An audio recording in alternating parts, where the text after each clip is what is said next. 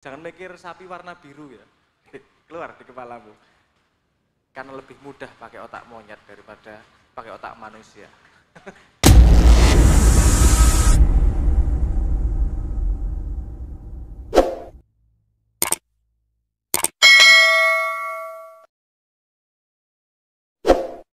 Semoga teman-teman di sini masih ada yang ingin bertanya kepada Gus Sabrang.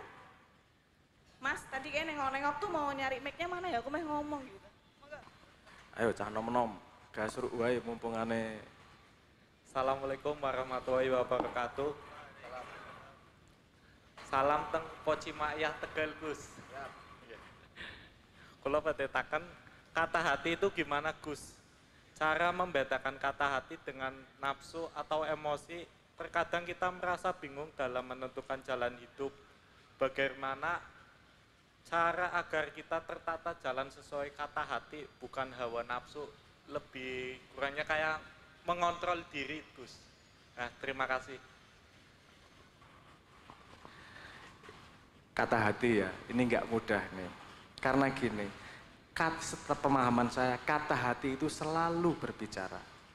Cuman kamu nggak terbiasa mendengarkannya.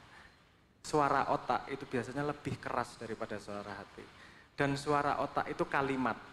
Kalau suara hati itu kata. Kata hati, bukan kalimat hati ya. Perhatikan itu. Kalau kalimat panjang, kamu paham.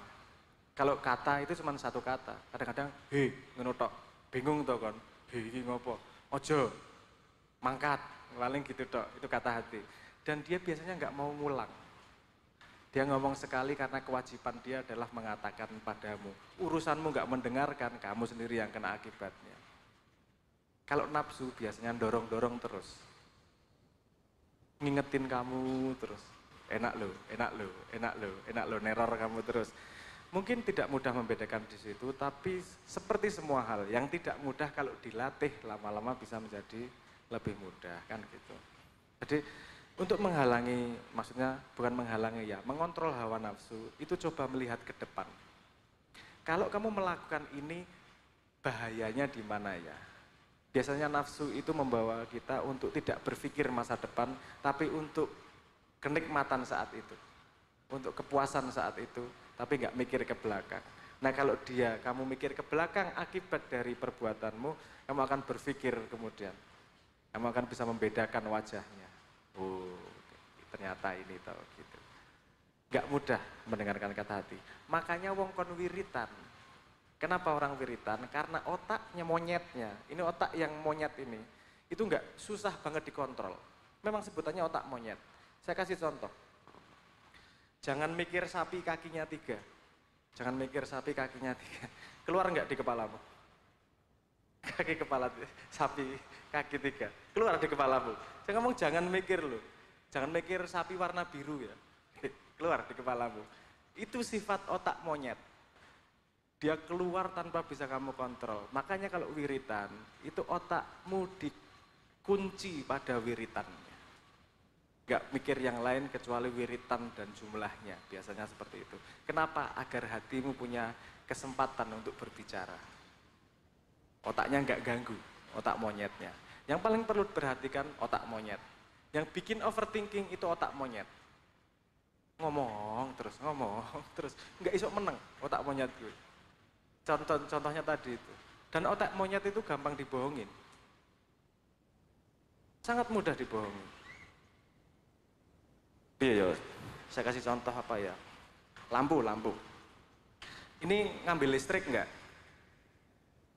Listriknya lebih banyak nyedot ketika hidup terus atau hidup nyala gitu?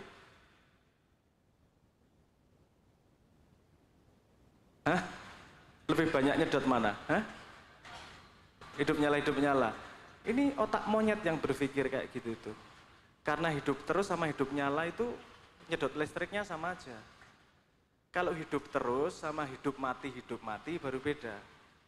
Kalau hidup nyala itu sama aja. Hidup sama nyala, itu nggak ada bedanya. Cuman ini tadi otak monyetnya lihat tangan nih loh, hidup nyala. Ini penipuan lewat tangan sederhana aja. Hidup terus atau hidup nyala. Hidup sama nyala sama saja. Kalau hidup mati ya itu baru berbeda. Nah, itu sifat monyet, otak monyet. Kalau kamu mau riset lebih lanjut, kamu baca bukunya Daniel Kahneman. Namanya Sistem 1 dan Sistem 2, itu cara kerja otak, apa namanya? Mohon maaf, ini saya ngasih pintu-pintu ilmu kalau mau lebih lanjut mencari tahu tentang itu. Cara kerja otak monyet dan kerja yang tidak monyet, yang bukan monyet. Yang membawa kita kepada pemahaman yang lebih tinggi, itu bukan otak monyet. Otak satunya yang bukan monyet itu tadi. Itu biasanya kita pakai cuma 5% sehari. Karena lebih mudah pakai otak monyet daripada pakai otak manusia. Ngaten nggih. Iku sing musuhmu ki otak monyetmu sendiri itu lho. Ngunyuk ning awakmu iku lho. Des. Nggih, monggo saya kembalikan. Baik. Berarti banyak otak monyetnya nih Gus, saya juga nih kayaknya otak monyet tok isine.